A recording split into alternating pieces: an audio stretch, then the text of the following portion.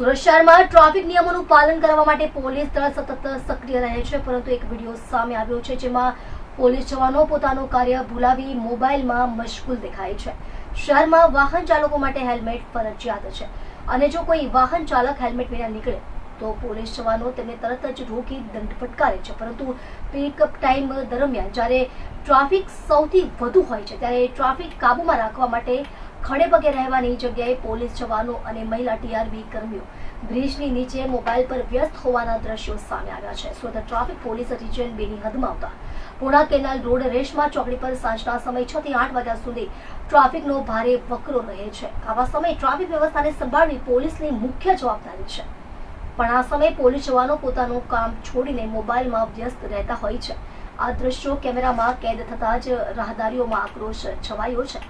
એક બાજુ સામાન્ય લોકોને ટ્રાફિક નિયમ માટે દંડ કરવામાં આવે છે અને બીજી બાજુ ટ્રાફિક વ્યવસ્થાને જાળવી રાખવાને બદલે જવાનો પોતે જ બેદરકાર હોય તો આ બેવડી નીતિ કેવી રીતે યોગ્ય કહેવાય?